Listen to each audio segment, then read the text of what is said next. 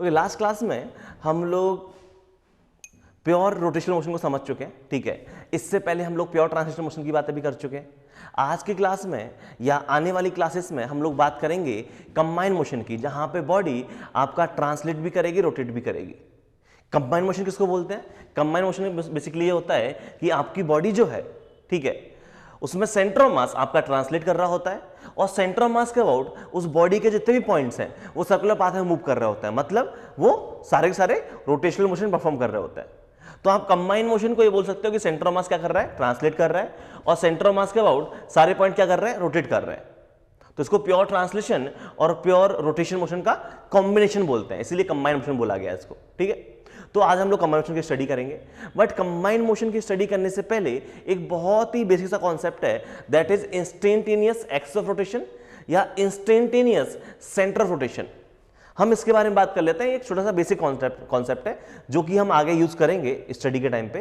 तो अभी बस ये कॉन्सेप्ट देख लो, कॉन्सेप्ट है क्या, इसके एप्लीकेशन में आगे बताऊंगा, ठीक है। तो क्या है ये कॉन्सेप्ट? देखो, कंबाइन मोशन में बॉडी हमारी ट्रांसलेट भी कर रही है और रोटेट भी कर रही है, ठीक है। अब इंस्टेंटेनियस एक्सिस ऑफ रोटेशन या इंस्टेंटेनियस सेंटर ऑफ रोटेशन ये एक ऐसा कॉन्सेप्ट है जिसके थ्रू हम कंबाइन मोशन को प्योर रोटेशनल मोशन एज्यूम कर सकते हैं।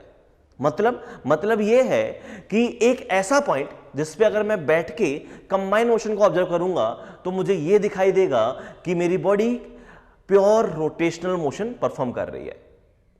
तो इंस्टेंटेनियस एक्सिस ऑफ रोटेशन या इंस्टेंटेनियस सेंटर ऑफ रोटेशन कुछ नहीं है। ये इंस्टेंटेनियस, अगर सेंटर ऑफ रोटेशन की बात करूं तो सेंटर ऑफ रोटेशन बोले तो एक सिंगल पॉइंट होगा, और एक्सिस ऑफ रोटेशन बोलूंगा तो एक एक्सिस की बात होगी, ठीक है। तो अगर आप इंस्टेंटेनियस सेंटर ऑफ रोटेशन पे अगर आप बैठ के देखो तो आपको combine motion pure rotational motion appear होगा, और ये जो प्योर रोटेशनल मोशन अपीयर होगा इसमें जो ओमेगा सेंटर ऑफ मास का होगा और जो अल्फा सेंटर ऑफ मास का होगा, वही ओमेगा और वही अल्फा से मुझे कंबाइन मोशन वाली बॉडी प्योर रोटेशनल मोशन करते हुए दिखाई देगी, ठीक है। तो दो पॉइंट समझ में आ गए। कौन सा? फर्स्ट पॉइंट कि बेसिकली हम यहां से कंबाइन मोशन को प्योर रोटेशनल मोशन मान सकते हैं, और ये जो पॉइंट है, ये वाला पॉइंट और ये वाला पॉइंट सेम पॉइंट है कि बेसिकली आप आईसीआर के अबाउट जब ऑब्जर्व कर रहे हो, ठीक है, इंस्टेंटेनियस सेंटर ऑफ रोटेशन के अबाउट जब आप ऑब्जर्व कर रहे हो तो आप ये देखोगे कि आपकी रिजिड बॉडी के जितने भी पॉइंट्स हैं वो क्या करेंगे? सर्कल में मूव करेंगे। सर्कल में मूव करेंगे मतलब प्योर रोटेशनल मोशन परफॉर्म कर रहे हैं, ठीक है, with same omega and alpha. जो सेंटर ऑफ मास का ओमेगा है वही ओमेगा आप यहां पे इस पॉइंट के अबाउट मानोगे, और जो अल्फा सेंटर ऑफ मास का है वही अल्फा इस आईसीआर के अबाउट मानोगे। क्या कहानी है एग्जैक्ट डिटेल्स अपन आगे बात कर लेंगे, ठीक है, बट अभी सारे पॉइंट सुन लो कि ऐसा कुछ होगा। और एक पॉइंट और समझ में आ रहा होगा कि यहां पे नाम में ही इंस्टेंटेनियस वर्ड यूज किया गया है। इंस्टेंटेनियस वर्ड यूज किया गया मतलब ये किसी पर्टिकुलर इंस्टेंट के लिए डिफाइन किए गए। हो सकता है कि अलग अलग इंस्टेंट पे मेरा अलग अलग इंस्टेंटेनियस एक्सिस ऑफ रोटेशन आ रहा हो, या अलग अलग मेरा इंस्टेंटेनियस सेंटर ऑफ रोटेशन आ रहा हो, ठीक है। तो ये किसी पर्टिकुलर इंस्टेंट के लिए डिफाइन किए गए। तो अभी हम लोग प्योर रोलिंग मोशन पढ़ेंगे, और प्योर रोलिंग मोशन में तुम ये चीज देखोगे, जैसे क्या कहानी है, इंस्टेंटेनियस सेंटर ऑफ रोटेशन किसको बोलते हैं? कि वो पॉइंट जो किसी पर्टिकुलर इंस्टेंट के लिए रेस्ट पे हो उसको बोलेंगे आप instantaneous centre of rotation, right. तो अगर ये मेरी बॉडी कंबाइन मोशन कर रही है और कंबाइन मोशन में भी प्योर रोलिंग की कंडीशन फॉलो हो रही है, प्योर रोलिंग की कंडीशन क्या होती है? v equals to omega R होती है। तो ये जो पॉइंट ऑफ कांटेक्ट है, ये जो पॉइंट ऑफ कांटेक्ट है, ये होता है हमारा इंस्टेंटेनियस सेंटर ऑफ रोटेशन। इस पॉइंट को हम बोलते हैं इंस्टेंटेनियस सेंटर ऑफ रोटेशन। ये इस पर्टिकुलर इंस्टेंट पे रेस्ट पे। सोच के देख लो, इसको देखोगे तो आगे की तरफ होगा VCM, पीछे की तरफ होगा ओमेगा आर। तो क्या इसकी नेट वेलोसिटी जीरो आ गई? क्यों? क्योंकि यहां पे VCM is equal to omega R, ये कंडीशन फॉलो होती है किसके लिए? प्योर रोलिंग के लिए। तो ये पॉइंट इंस्टेंटेनियसली रेस्ट पे, तो ये होगा हमारा इंस्टेंटेनियस सेंटर ऑफ रोटेशन। और इससे जो परपेंडिकुलर एक्सिस जो पास होगी उसको हम बोलेंगे इंस्टेंटेनियस एक्सिस ऑफ रोटेशन। अगर आपको एक्सिस पता है तो आप सेंटर निकाल सकते हो, सेंटर पता है तो एक्सिस निकाल सकते हो।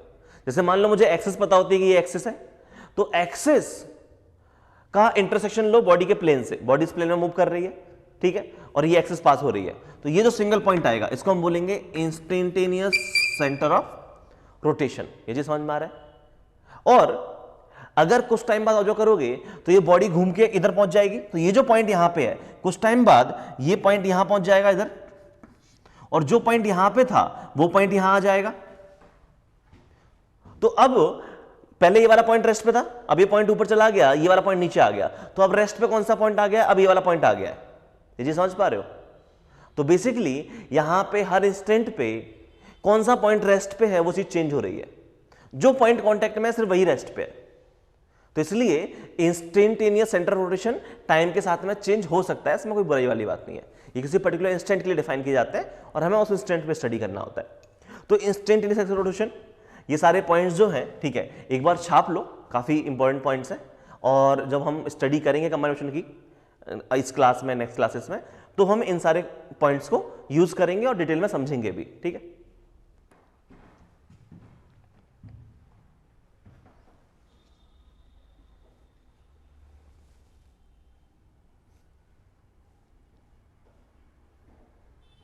चलो, आई थिंक छाप लिए होंगे ये पॉइंट्स, ठीक है। अब मैं सवाल ये है कि आप इंस्टेंटेनियस एक्सिस ऑफ रोटेशन या इंस्टेंटेनियस सेंटर ऑफ रोटेशन कैसे फाइंड आउट करते हो, ठीक है, तो वो सीख लेते हैं। तो how to find instantaneous axis of rotation या इंस्टेंटेनियस सेंटर ऑफ रोटेशन, ठीक है। तो मैं सेंटर ऑफ रोटेशन कैसे फाइंड आउट करते हैं वो सिखा देता हूं, ठीक है। तो यहां पे 2-3 एग्जांपल कराऊंगा, उनके थ्रू आपको समझ में आ जाएगा निकालेंगे कैसे।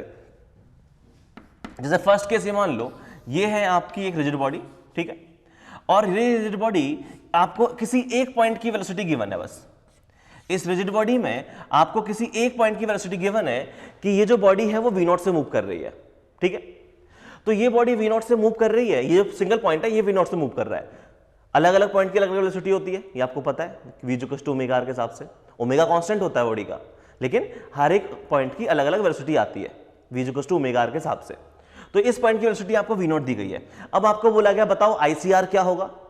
तो आपको ये पता है कि ये जो पॉइंट है, अगर मैं बात करूं ICR, ठीक है, तो ICR के अबाउट क्या ये पॉइंट सर्कुलर पाथ में मूव कर रहा होगा?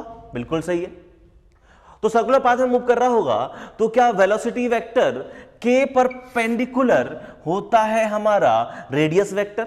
ये बात भी बिल्कुल सही है, वेलोसिटी के परपेंडिकुलर होता है रेडियस वेक्टर, और रेडियस वेक्टर पे ही कहीं लाई करेगा सेंटर ऑफ रोटेशन। ये चीज समझ पा रहे हो? अगर ये सर्कुलर पाथ में मूव कर रहा है तो रेडियस वेक्टर पे ही कहीं लाई करता है हमारा सेंटर ऑफ रोटेशन। और अगर ये डिस्टेंस d है और सेंटर ऑफ रोटेशन के अबाउट अगर ये बॉडी ओमेगा नॉट से मूव कर रही है, तो आपको पता है कि v ओमेगा रिलेशन फॉलो होता है, मतलब v0 omega naught into D. ये डिस्टेंस अगर d है तो क्या आपने d की वैल्यू बता दी, क्या है v0 बाय ओमेगा नॉट। ये जी समझ में आया? तो आपको पता है कि इस पॉइंट से डिस्टेंस d नीचे मेरा इंस्टेंटेनियस सेंटर रोटेशन होगा और वेलोसिटी वेक्टर के परपेंडिकुलर होगा, तो यहां पे इस लाइन पे लाई करेगा, डिस्टेंस d है। एक केस ऐसा हो सकता है सॉरी, या हो सकता है आपको 2 पॉइंट की वेलोसिटी दी हो, आपको एक पॉइंट की वेलोसिटी ना दी हो, आपको 2 पॉइंट्स की वेलोसिटी दी हो, तो उस केस में आप कैसे निकालोगे? तो सेकंड केस ये ले लेते हैं, ठीक है, कि ये है रिजिड बॉडी और आपको 2 पॉइंट की वेलोसिटी दी हुई है कि ये वाला पॉइंट जो है वो इधर जा रहा है v1 से और ये वाला पॉइंट जो है वो इधर जा रहा है v2 से। अब बताओ इस बॉडी में इंस्टेंटेनियस सेंटर रोटेशन कहां होगा? तो आपको पता है कि वेलोसिटी के परपेंडिकुलर होता है रेडियस वेक्टर। तो जब मैंने इस पार्टिकल से पूछा तो उसने बोला कि इसके रेडियस वेक्टर पे कहीं सेंटर लाई करेगा, ये तो बोलते हैं, ठीक है। और जब मैं इस पार्टिकल से बात करूंगा तो ये पार्टिकल बोलेगा कि इसकी वेलोसिटी के जो परपेंडिकुलर उस लाइन पे कहीं सेंटर लाई करेगा।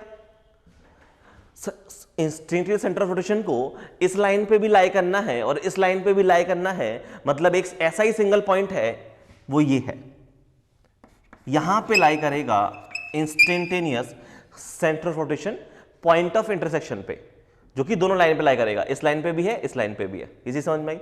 कॉन्सेप्ट क्या है? कॉन्सेप्ट ये है कि वेलोसिटी के परपेंडिकुलर रेडियस वेक्टर होता है और रेडियस वेक्टर पे ही लाई करता है हमारा सेंटर। क्यों? क्योंकि हमारा यहां पे ये जो पार्टिकल है ये किस में मूव कर रहा है? सर्कुलर पाथ में मूव कर रहा है। तो ये अपना सर्कुलर पाथ में मूव कर रहा है, ये एक अपना सर्कुलर पाथ में मूव कर रहा है। किसके अबाउट? इस सेंटर के अबाउट। यही तो बोला मैंने कि सेंटर ऑफ रोटेशन के अबाउट रिजिड बॉडी के जो पॉइंट्स हैं वो डिफरेंट रेडियस के सर्कल में मूव करते हैं। ये तो होता है प्योर रोटेशन मोशन, है कि नहीं? तो वही हो रहा है यहां पे। तो उस कॉन्सेप्ट से हमने ये आईसीआर निकाल लिया, कोई दिक्कत नहीं है। तो इन दोनों के परपेंडिकुलर ड्रॉ करो, जो पॉइंट ऑफ इंटरसेक्शन होगा वो होगा हमारा आईसीआर।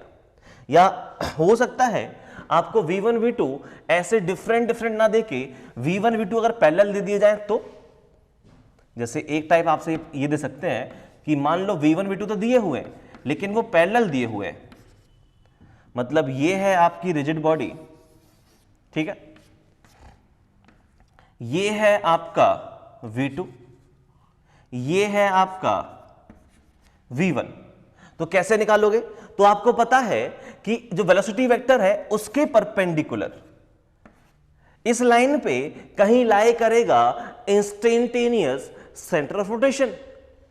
तो कैसे निकालोगे? तो मान लो कि वो यहां लाई कर रहा है। देखो, instantaneous centre of rotation body के अंदर भी लाई कर सकता है, बॉडी के बाहर भी लाई कर सकता है कि नहीं?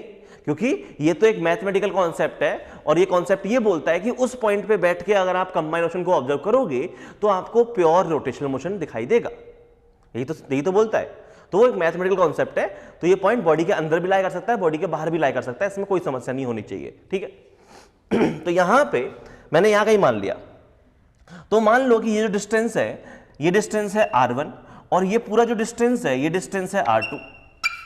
और अगर इसके अबाउट कुछ ओमेगा से मूव कर रही है बॉडी, ठीक है, तो आप यहां पे कंडीशन क्या लगा सकते हो? कंडीशन ये लगाओगे कि V is equal to omega R के हिसाब से V1 is equal to omega not R1 and V2 is equal to omega not R2। मतलब V1 by V2 is equal to R1 by R2। एक equation ये आ गई और दूसरी equation ये पता है आपको। अच्छा, इन दोनों पॉइंट्स के बीच में डिस्टेंस क्वेश्चन में गिवन होगा, है ना। दूसरी कंडीशन आपको ये पता है कि R2 minus R1 is equal to D। V1 पता है, V2 पता है, ठीक है, D पता है। दो इक्वेशन, दो वेरिएबल, क्या आप R1 R2 की वैल्यू निकाल सकते हो? बिल्कुल निकाल सकते हो। तो आपको ये पता चल जाएगा कि ये इंस्टेंटेनियस सेंटर ऑफ रोटेशन इस पॉइंट से, ये अगर इसको P बोलूं, इसको Q बोलूं, तो P से R1 डिस्टेंस नीचे है, Q से R2 डिस्टेंस नीचे है। बता सकते हो? या एक और तरीका है इसी चीज को समझने का कि आप इतनी मेहनत क्यों कर रहे हो। आप यहां पे इसी चीज को एक और तरीके से समझ सकते हो, ठीक है, और वो तरीका है कॉन्सेप्ट ऑफ लीनियर वेरिएशन। क्योंकि आपको पता है V is equal to omega R होता है, मतलब V is proportional to R। Velocity जो है वो डिस्टेंस के साथ में लीनियरली वेरी कर रही है। मतलब ये है कि अगर आप बात कर रहे हो कि यहां है आपका ICR, ध्यान से सुनना, इस पॉइंट की वेलोसिटी है V2, ठीक है, इस पॉइंट की वेलोसिटी है V1। तो ये अगर आप ध्यान से देखो तो क्या हो रहा है यहां पे, अभी मत बनाओ, अभी समझ में आया क्या बोल रहा हूं मैं। इस पॉइंट की वेलोसिटी है V1, इस पॉइंट की वेलोसिटी है V2। तो मैं यहां पे ये कुछ ओमेगा से मूव कर रहा है, तो इस पॉइंट की वेलोसिटी वेक्टर ऐसे कुछ आएगा, इस पॉइंट का वेलोसिटी वेक्टर ये आएगा। एरो की लेंथ बता रहा है कि इसका मैग्नीट्यूड कितना है। एरो की लेंथ क्या रिप्रेजेंट कर रहा है यहां पे कि इस पर्टिकुलर पॉइंट की वेलोसिटी कितनी है। तो क्या आप ये चीज बता सकते हो कि जैसे जैसे डिस्टेंस बढ़ता जा रहा है वैसे वैसे हर पॉइंट की वेलोसिटी का मैग्नीट्यूड बढ़ता जा रहा है, राइट। तो लीनियर वेरिएशन यूज करके आप ये बोल सकते हो, यहां पे क्या करो, सीधा लाइन खींचो।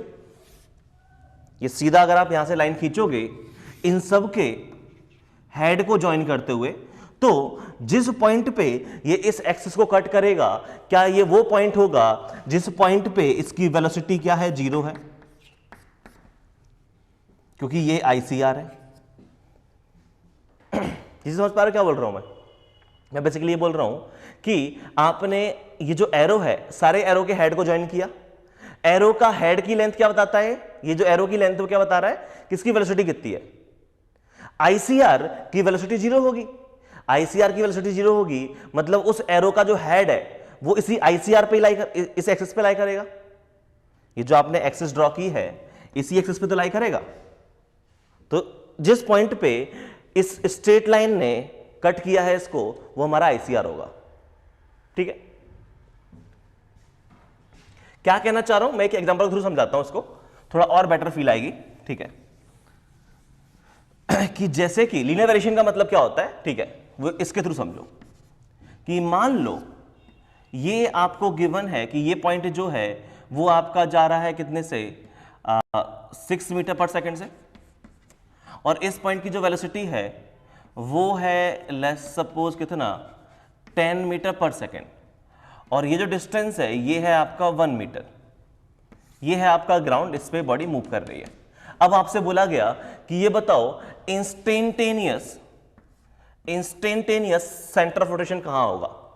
तो आप लगा सकते हो यहां पे लीनियर वेरिएशन, और लीनियर वेरिएशन कैसे लगाओगे, तो पहला पॉइंट समझो कि वेलोसिटी वेक्टर के परपेंडिकुलर होगा, मतलब कहीं ना कहीं इस रेड वाली लाइन पे लाई करेगा, पहला पॉइंट।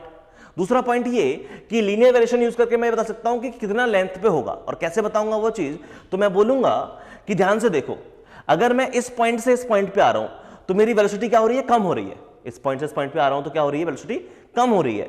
तो अगर मैं इस पॉइंट से इस पॉइंट पे आया तो मैं 1 मीटर नीचे आया, 1 मीटर नीचे आने पे वेलोसिटी में कितना चेंज आ रहा है, 4 का चेंज आ रहा है।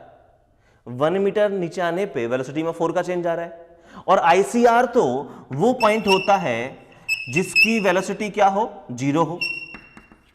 तो इस पॉइंट से मुझे नीचे जाना है और मुझे स्पीड में चेंज कितना चाहिए, 6 चाहिए।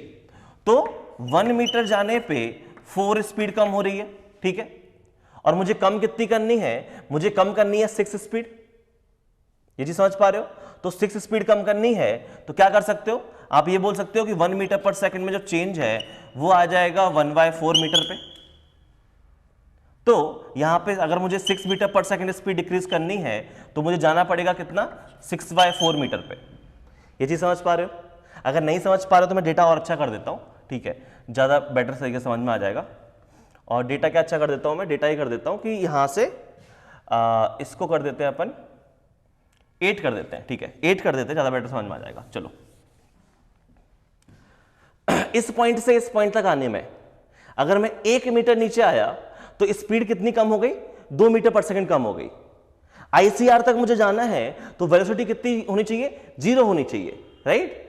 तो 8 मीटर पर सेकंड से मैं कितना डिस्टेंस नीचे जाऊं कि पूरा 8 मीटर पर सेकंड 0 में कन्वर्ट हो जाए। तो 1 मीटर जाने पे 2 का चेंज आता है, अगर 4 मीटर जाऊंगा तो 8 का चेंज आएगा, 8 का डिक्रीमेंट होगा, मतलब मुझे इस पॉइंट से 4 मीटर नीचे आना है।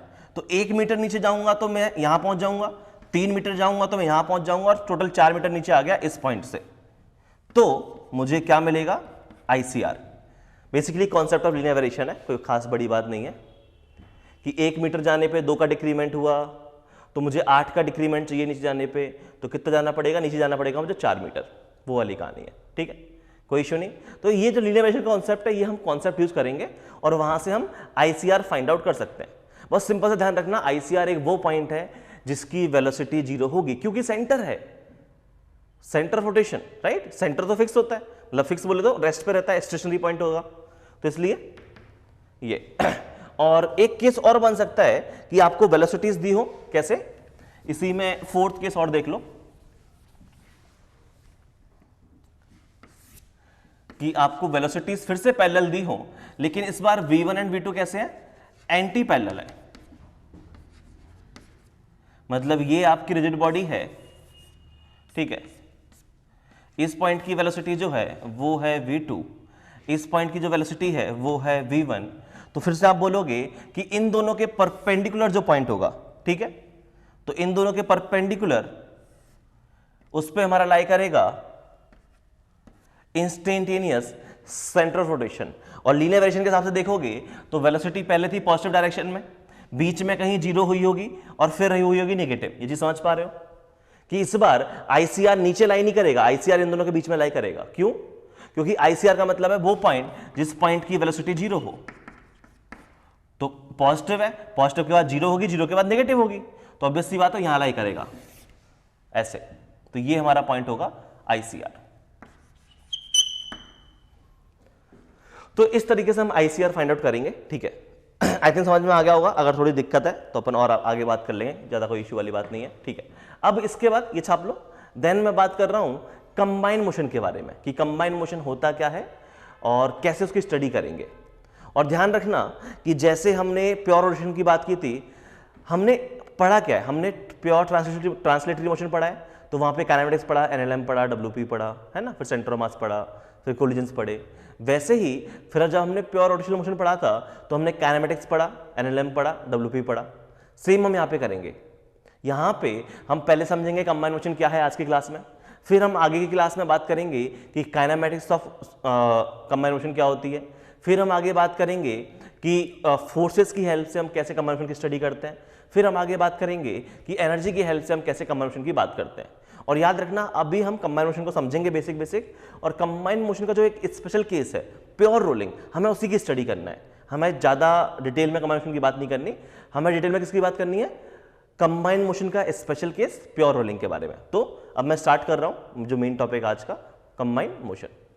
ओके, नेक्स्ट हम लोग जो बात कर रहे हैं वो हम लोग बात कर रहे हैं कंबाइन मोशन की, ठीक है। तो translation plus rotational motion,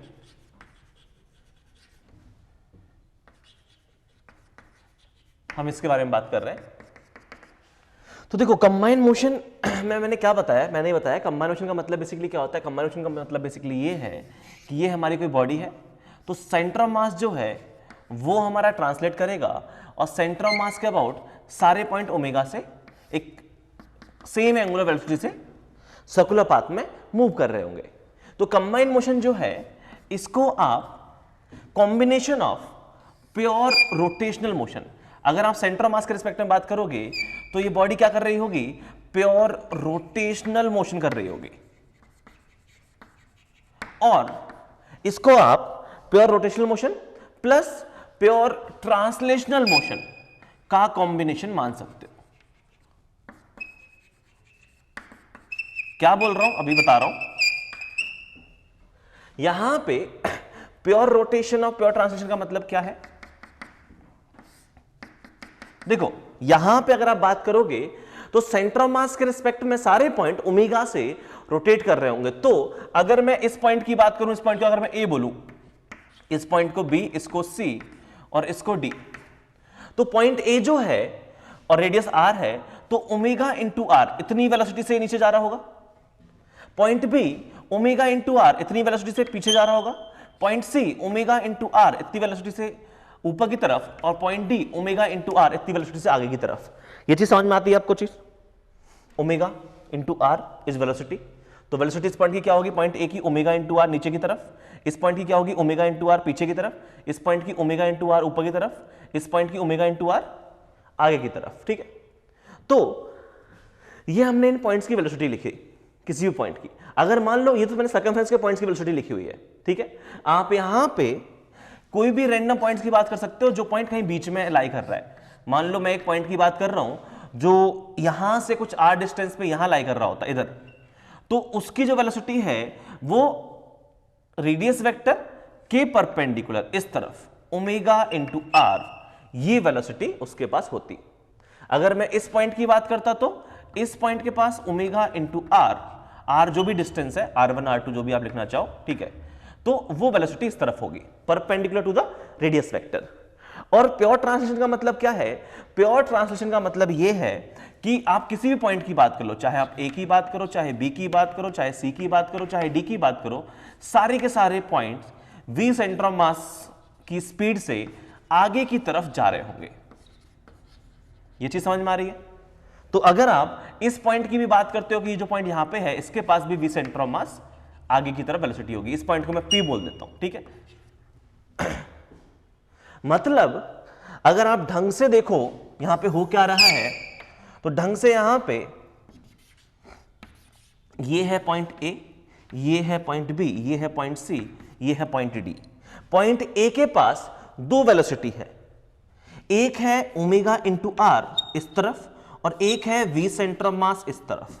point B के पास एक है वी सेंटर ऑफ मास आगे की तरफ और ओमेगा इंटू आर पीछे की तरफ। पॉइंट सी के पास ओमेगा इंटू आर ऊपर की तरफ और V centre of mass plus I cap के अलाउ। पॉइंट डी के पास ओमेगा इंटू आर आगे की तरफ और वी सेंटर ऑफ मास भी आगे की तरफ। तो आप यहां से इनका नेट रिजल्टेंट वेलोसिटी अगर निकालोगे तो नेट रिजल्टेंट वेलोसिटी इस केस में इसकी इस तरफ आएगी, इसकी नेट रिजल्टेंट वेलोसिटी आगे भी आ सकती है पीछे भी आ सकती है, क्या केस है वो अपन देख लेंगे। इसकी नेट रिजल्टेंट वेलोसिटी इस तरफ कुछ आएगी और इसकी नेट रिजल्टेंट वेलोसिटी इस तरफ कुछ आएगी। ये जी समझ पा रहे हो। और अगर आप बात करना चाहो इस पॉइंट P के बारे में, तो पॉइंट P जो है, ठीक है, पॉइंट P के पास भी दो वेलोसिटीज हैं, एक तो है ओमेगा इंटू आर इस तरफ, एक है वी सेंटर ऑफ मास इस तरफ, तो इसकी भी नेट वेलोसिटी भी इस तरफ आएगी। ये आप चीज समझ पा रहे हो कि हर पॉइंट के पास एक तो सेंटर ऑफ मास की वेलोसिटी है VCM जिससे वो ट्रांसलेट कर रहा है, और एक रोटेशनल मोशन की वजह से पार्टिकल सर्कुलर पाथ में मूव कर रहे हैं, तो सर्कुलर पाथ में मूव कर रहे हैं तो उसकी वजह से उनके पास एक एंगुलर वेलोसिटी की वजह से एक वेलोसिटी आ रही है, टेंजेंशियल वेलोसिटी बोलते हैं जिस चीज को, टेंजेंशियल वेलोसिटी आ रही है v = ओमेगा आर के हिसाब से, जो कि उनके रेडियस वेक्टर के परपेंडिकुलर है। तो नेट वेलोसिटी इन दोनों का रिजल्टेंट होता है, ये चीज याद रखना। ये जो पार्ट है ये है kinematics of circular motion, sorry kinematics of combined motion, कि आप कैसे इनकी वेलोसिटीज निकाल रहे हो, कोई दिक्कत नहीं है, ठीक है। तो मैंने पहला पॉइंट तो बताया कि आप यहां पे कंबाइंड मोशन को प्योर रोटेशनल मोशन और प्योर ट्रांसलेटरी मोशन का कॉम्बिनेशन मान सकते हो, कोई दिक्कत वाली बात नहीं है, ठीक है। ऐसे कुछ वेलोसिटीज की हमने एनालाइज किया। अब यहां पे मैं इस मोशन को समझाना चाहता हूं, ठीक है। तो हम यहां पे इस मोशन को समझेंगे ये जो बॉटम मोस्ट पॉइंट है उस पॉइंट के मोशन के हिसाब से, कि ये बॉटम मोस्ट पॉइंट और ये जो ग्राउंड के साथ कांटेक्ट में यहां पे स्लिपिंग हो रही है, ठीक है, कि स्किडिंग हो रही है, कि रोलिंग हो रही है, क्या हो रहा है, यहां पे रिलेटिव मोशन हो रहा है, तो किस टाइप का मोशन होगा, स्लिपिंग बोलेंगे कि स्किडिंग बोलेंगे, ठीक है। और अगर यहां पे अगर रिलेटिव मोशन नहीं हो रहा है तो उसको प्योर रोलिंग बोलेंगे। तो क्या है मैं समझाना चाह रहा हूं यहां पे, ठीक है। तो यहां पे बेसिकली तीन केस बनते हैं, ठीक है। तो हमने क्या देखा कि अगर मैं बात करूं इस बॉटम मोस्ट पॉइंट की, तो इसके पास आगे की तरफ वेलोसिटी है VCM और पीछे की तरफ वेलोसिटी है ओमेगा आर। तो यहां पे तीन केस बनते हैं। सबसे पहले केस नंबर 1, केस नंबर 1 ये है, देखो अब VCM और ओमेगा आर इक्वल नहीं है, तो इनमें से कोई एक चीज बड़ी होगी। तो मान लो आपकी velocity of centre of mass is greater than omega R. अगर velocity of centre of mass ज्यादा है as compare to omega R, तो ये चीज समझना कि यहां पे velocity of centre of mass क्या करता है, velocity of centre of mass इस पॉइंट को आगे लेके जा रहा है, राइट, इसको हॉरिजॉन्टल डायरेक्शन में मूव करवाना चाहता है। और ये जो ओमेगा है, ये जो ओमेगा है, ओमेगा इस पॉइंट को रोटेट करना चाहता है, इस वाले पॉइंट को रोटेट करना चाहता है। तो VCM की वजह से पार्टिकल हॉरिजॉन्टल डायरेक्शन में मोशन करेगा और ओमेगा की वजह से पार्टिकल एंगुलर डिस्टेंस कवर करेगा। और आपको ये चीज समझ में आनी चाहिए कि अगर ये स्पीड ज्यादा है as compare to omega R, तो क्या पार्टिकल हॉरिजॉन्टल डायरेक्शन में ज्यादा जाएगा, एंगुलर डायरेक्शन में कम जाएगा? ये समझ पा रहे हो, ठीक है। तो सेम टाइम में कौन ज्यादा डिस्टेंस कवर कर रहा है, ये वाला। तो इस चीज को आप ये भी बोल सकते हो कि यहां पे डी हॉरिजॉन्टल जो है is greater then D angular. तो क्या है ये हॉरिजॉन्टल और एंगुलर? हॉरिजॉन्टल डिस्टेंस है एक्स डायरेक्शन में, एंगुलर डिस्टेंस है कि उसने कितना सर्कमफ्रेंस पे मूव किया उस पॉइंट ने, वो डिस्टेंस की बात कर रहे हैं। तो देखो यहां पे हॉरिजॉन्टल डिस्टेंस जो है वो ज्यादा है और एंगुलर डिस्टेंस कम है, तो इस केस को हम बोलते हैं स्किडिंग।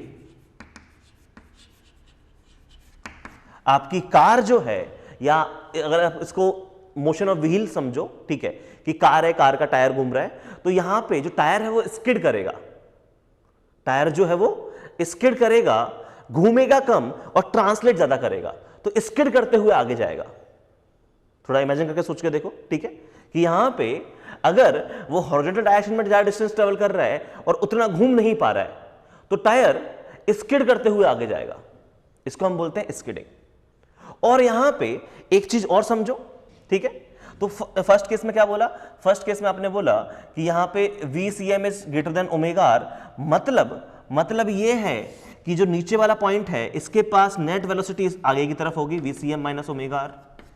ये चीज समझ पा रहे हो, इस पॉइंट के पास नेट वेलोसिटी आगे की तरफ होगी, और ये है हमारा ग्राउंड, ग्राउंड रेस्ट पे है और ये वाला पॉइंट मोशन कर रहा है, ये जो पॉइंट ऑफ कांटेक्ट है वो मोशन कर रहा है। तो क्या यहां पे रिलेटिव मोशन स्टार्ट हो गया, यहां पे क्या हो गया है, रिलेटिव मोशन स्टार्ट हो गया है, और रिलेटिव मोशन स्टार्ट हो गया है तो क्या यहां पे जो फ्रिक्शन आएगा वो कैसा आएगा, स्टैटिक या काइनेटिक, काइनेटिक फ्रिक्शन आएगा। तो यहां जो फ्रिक्शन आता है वो कैसा आता है, आपका काइनेटिक फ्रिक्शन आता है, बिकॉज ऑफ रिलेटिव मोशन। आपका रिलेटिव मोशन हो रहा है और रिलेटिव मोशन के कारण यहां फ्रिक्शन जो आएगा वो कैसा आएगा, काइनेटिक आएगा। तो अब सवाल ये आता है कि जो काइनेटिक फ्रिक्शन है उसकी डायरेक्शन किस तरफ होगी, प्लस एक्स या माइनस एक्स। तो ध्यान से देखो, ये जो पॉइंट है वो आगे की तरफ जा रहा है, तो फ्रिक्शन का काम क्या है, फ्रिक्शन का काम ये है कि वो रिलेटिव मोशन को अपोज करे, जो रिलेटिव मोशन के लिए रिस्पॉन्सिबल है उसको अपोज करे।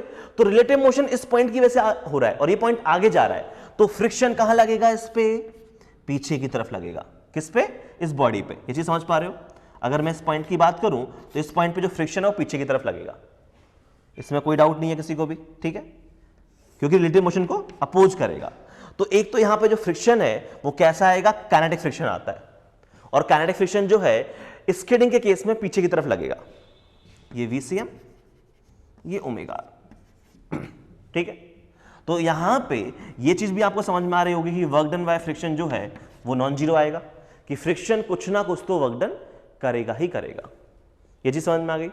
और एक पॉइंट और समझो कि यहां पे ये जो काइनेटिक फ्रिक्शन है वो कर क्या रहा है, काइनेटिक फ्रिक्शन को अगर आप ध्यान से देखोगे तो ये velocity of centre of mass की अपोजिट डायरेक्शन में लग रहा है, मतलब ये VCM को क्या करेगा, कम करेगा। जरा ध्यान से देखो, क्या फ्रिक्शन की वजह से इस बॉडी पे पीछे की तरफ एक्सेलरेशन आएगा, फ्रिक्शन की वजह से इस बॉडी पे पीछे की तरफ एक्सेलरेशन आ जाएगा, तो VCM कम होगा।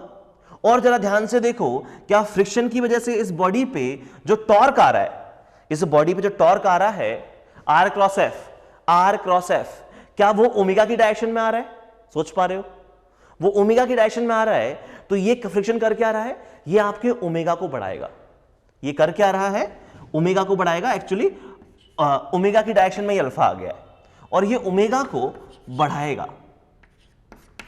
जरा ये चीज समझो कि फ्रिक्शन ये कर क्यों रहा है, इसके पीछे लॉजिकल रीजन भी समझ में आना चाहिए आपको।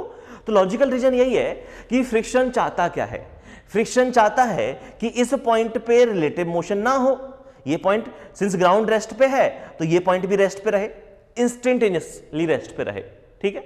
तो जो कि प्योर रोलिंग के केस में होता है, तो ये पॉइंट इंस्टेंटेनियसली रेस्ट पे रहे एक किसी पर्टिकुलर इंस्टेंट पे, तो उसके लिए जरूरी है कि इस पॉइंट की जो वेलोसिटी है वो जीरो हो जाए, VCM माइनस ओमेगा आर की वैल्यू जीरो हो जाए, मतलब VCM should be equal to omega R. लेकिन हमें पता है कि VCM ज्यादा है और ओमेगा आर कम है। अब इन दोनों को इक्वल करना है तो क्या तरीका है, तो तरीका यह है, इसकी वैल्यू कम कर दो, इसकी वैल्यू बढ़ा दो, इसकी वैल्यू कम कर दो, इसकी वैल्यू बढ़ा दो, तो एक इंस्टेंट पे दोनों इक्वल हो जाएंगे। फ्रिक्शन वही तो कर रहा है, VCM को कम कर रहा है और ओमेगा आर को बढ़ा रहा है, सो दैट VCM और ओमेगा आर दोनों इक्वल हो जाएं और रिलेटिव मोशन होना बंद हो जाए। तो फ्रिक्शन यही चाहता है कि यहां पे स्किडिंग ना हो, रोलिंग मोशन हो।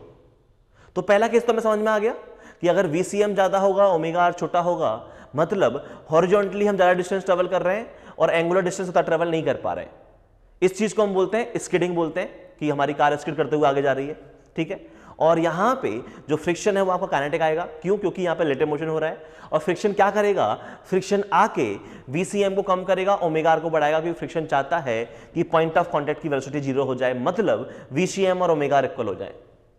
समझ में आया। नेक्स्ट केस क्या हो सकता है, नेक्स्ट केस ये है कि यहां पे ओमेगा आर बड़ा हो और VCM छोटा हो। केस नंबर 2 सुन लो। तो केस नंबर 2 क्या है, केस नंबर 2 ये है कि यहां पे ओमेगा आर बड़ा है और VCM छोटा है, ठीक है। मतलब हम हॉरिजॉन्टली डिस्टेंस कम ट्रेवल कर रहे हैं, एंगुलर डिस्टेंस ज्यादा ट्रेवल कर रहे हैं। मतलब कार उतना चल नहीं पा रही जितना ज्यादा घूम जा रही है, कार उतना चल नहीं पा रही है जितना ज्यादा घूम जा रही है। मतलब ये है कि यहां पे कार सरफेस पे स्लिप करेगी। सोच पा रहे हो? ठीक है, इमेजिन करके देखो एक बार कि हॉरिजॉन्टल डिस्टेंस कम है, एंगुलर डिस्टेंस ज्यादा है, तो उतना हम लोग आगे नहीं चल पाए लेकिन हम घूम ज्यादा गए। तो ज्यादा घूम गए तो क्या बोलते हैं? स्लिपिंग बोलते हैं कि कार यहां पे स्लिप करती रहेगी, कार यहां पे स्लिप करती रहेगी। ठीक है, आगे भी जाएगी नो डाउट, लेकिन स्लिप करते हुए जाएगी। तो इसको हम बोलेंगे क्या? स्लिपिंग। ये जो मोशन होता है इसको हम बोलते हैं स्लिपिंग, कि यहां पे स्लिप करेगा। ठीक है, और यहां पे अगर स्लिपिंग होगी तो फिर से वही कहानी है कि क्या इस सरफेस पे यहां पे क्या रिलेटिव मोशन हो रहा है? बिल्कुल रिलेटिव मोशन हो रहा है। तो क्या फ्रिक्शन जो आएगा वो कैसा आएगा? काइनेटिक आएगा। अब सवाल ये है फ्रिक्शन किस तरफ आना चाहिए? तो यहां पे ध्यान से देखो, अगर मैं इस पॉइंट की वेलोसिटी देखूं, नीचे वाले बॉटम मोस्ट पॉइंट की वेलोसिटी अगर मैं देखूं, तो बॉटम मोस्ट पॉइंट जो है, ठीक है, कौन बड़ा है? ओमेगा आर बड़ा है। तो ये पॉइंट पीछे की तरफ जा रहा होगा, कितने से? ओमेगा आर माइनस वीसीएम से। तो ये पॉइंट पीछे की तरफ जा रहा है, तो फ्रिक्शन किधर लगेगा? आगे की तरफ। ये चीज समझ पा रहे हो? तो फ्रिक्शन यहां पे जो लगेगा वो लगेगा आपका आगे की तरफ। और ध्यान से देखो फ्रिक्शन यहां पे क्या कर रहा है? फ्रिक्शन यहां पे इस पर्टिकुलर केस में ये हमारा वीसीएम है, ये हमारा ओमेगा था इनिशियली। इस पर्टिकुलर केस में फ्रिक्शन आगे की तरफ एक्सेलरेशन दे रहा है, मतलब वीसीएम को बढ़ा रहा है। और इस पर्टिकुलर केस में अगर आप इसकी वजह से टॉर्क देखोगे तो टॉर्क की वजह से जो ओमेगा अल्फा है वो पीछे की तरफ आ रहा है, मतलब ओमेगा को कम कर रहा है। और सोच के देखो यही तो होना चाहिए। फ्रिक्शन क्या चाहता है? फ्रिक्शन चाहता है स्लिपिंग ना हो, वीसीएम और ओमेगा आर इक्वल हो जाए। वीसीएम और ओमेगा आर इक्वल हो जाए तो छोटे टर्म को बढ़ाएगा, बड़े टर्म को कम करेगा, है कि नहीं? तो ओमेगा आर को कम करेगा और वीसीएम को बढ़ाएगा। ये चीज समझ में आ रही है? और यहां भी फ्रिक्शन कैसा है? काइनेटिक है। और वर्क डन बाय फ्रिक्शन कैसा आएगा? नॉन जीरो आएगा। चलो बहुत अच्छी बात है, ये चीज भी आपको समझ में आ गई। तो ये दो केस आपको समझ में आना चाहिए कि स्किडिंग और स्लिपिंग होती है। ठीक है, थर्ड केस जो है वो ये है कि वीसीएम और ओमेगा आर दोनों ही कैसे हो जाएं? इक्वल हो जाएं। वीसीएम और ओमेगा आर दोनों ही कैसे हो जाएं? इक्वल हो जाएं। ठीक है, तो केस नंबर 3, वीसीएम और ओमेगा आर दोनों इक्वल हैं, इसको हम बोलते हैं प्योर रोलिंग। क्या बोलेंगे इसको? Pure rolling motion. और प्योर रोलिंग मोशन में क्या होता है कि जितना ये टायर हॉरिजॉन्टली मूव किया उतना ही घूम गया। मतलब ये है कि अगर आप इस बॉटम मोस्ट पॉइंट की बात करोगे, ये वीसीएम से जाएगा, ये ओमेगा से ऐसे घूमेगा। अगर आप इस बॉटम मोस्ट पॉइंट की बात करोगे तो इसकी वेलोसिटी होगी 0, और जो ग्राउंड के साथ कांटेक्ट में है उस पॉइंट की वेलोसिटी भी 0 है। मतलब जो पॉइंट ऑफ कांटेक्ट है वहां पे रिलेटिव मोशन नहीं हो रहा है, और वहां पे अगर रिलेटिव मोशन नहीं हो रहा है तो इस केस में जो आपका फ्रिक्शन आएगा वो कैसा आएगा? स्टैटिक आएगा। फ्रिक्शन कैसा आएगा? स्टैटिक आएगा। ये चीज समझ पा रहे हो? ठीक है, तो फ्रिक्शन यहां पे स्टैटिक आएगा। वीसीएम और ओमेगा आर दोनों कैसे हैं? इक्वल है। अब फ्रिक्शन चाहता क्या है? ठीक है, फ्रिक्शन क्यों आएगा, क्या कहानी है? तो फ्रिक्शन आएगा तो स्टैटिक आएगा, अदरवाइज ठीक है।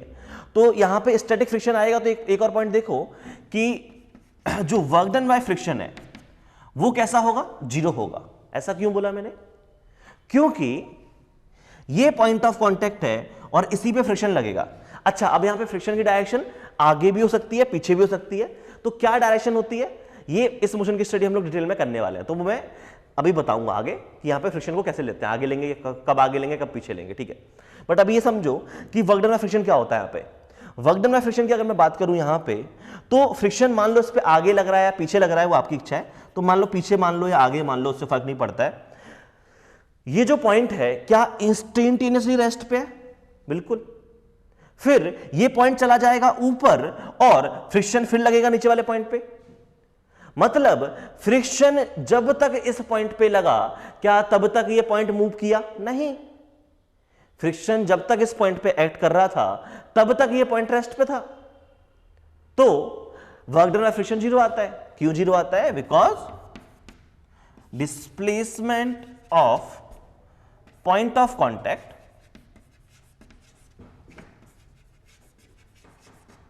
इज 0। जो पॉइंट ऑफ कॉन्टैक्ट है वो आपका इंस्टेंटेनियसली रेस्ट पे है उस पर्टिकुलर इंस्टेंट पे। और क्या यहां से आप एक ये चीज भी बोल सकते हो कि ये जो आपका पॉइंट ऑफ कांटेक्ट है, अगर वो इंस्टेंटेनियसली रेस्ट पे है तो क्या इसको हम इंस्टेंटेनियस सेंटर ऑफ रोटेशन बोल सकते हैं? बिल्कुल। इंस्टेंटेनियस सेंटर ऑफ रोटेशन क्या होता है? एक ऐसा पॉइंट जो इंस्टेंटेनियसली रेस्ट पे हो। तो याद रखना, प्योर रोलिंग में आईसीआर ये पॉइंट होता है, कोई दिक्कत नहीं है। और ये जो मैंने समझाया है, ये मैंने समझाया pure rolling on a road, ठीक है। एक रोड के ऊपर अगर एक हमारा बॉडी मूव कर रही है कंबाइनेशन करते हुए, तो आप उसको प्योर रोलिंग कब बोलोगे? जब V = ω होगा। और यहां पे ये जो कॉन्टैक्ट पॉइंट है इसको आप ICR बोल सकते हो, कोई दिक्कत नहीं है। तो इस चीज की स्टडी आप चाहो तो कंबाइनेशन के हिसाब से कर सकते हो, चाहे तो आप इसको प्योर रोटेशनल मोशन मान के भी सॉल्व कर सकते हो। तो मैंने 3 केस बताए। इन 3 केसेस में से स्लिपिंग और स्किडिंग की बातें हम नहीं करते हैं। जो बेसिक थी वो हमने बातें देख ली कि कैसे फ्रिक्शन लगता है, स्किडिंग का मतलब क्या है, स्लिपिंग का मतलब क्या है। प्योर रोलिंग जो है ये हमारे सिलेबस का पार्ट है और यहां से हम बहुत अच्छे क्वेश्चंस बनते हैं। तो अपन प्योर रोलिंग मोशन की ही स्टडी करेंगे और प्योर रोलिंग में काइनेमेटिक्स की बातें करेंगे, एनएलएम की बातें करेंगे और वर्क एनर्जी की बातें करेंगे। तो सबसे पहले मैं प्योर रोलिंग में बात करता हूं किसके बारे में? काइनेमेटिक्स की बात करता हूं, ठीक है।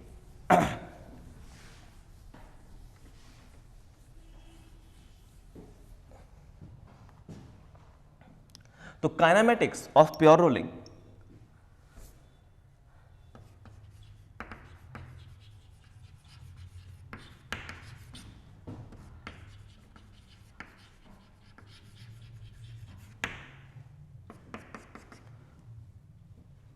तो पहले तो ये समझो। अच्छा, काइनेमेटिक्स ऑफ प्योर रोलिंग बात करने से पहले जरा मैं तुम्हें प्योर रोलिंग के बारे में थोड़ी और चीजें बता देता हूं, ठीक है, कि प्योर रोलिंग मोशन है कैसा, फिर काइनेमेटिक्स की बात करेंगे, ठीक है। तो पहले समझो कि ये जो हम प्योर रोलिंग मोशन बात कर रहे हैं इसका मतलब क्या है। प्योर रोलिंग का मतलब ये है कि नो रिलेटिव मोशन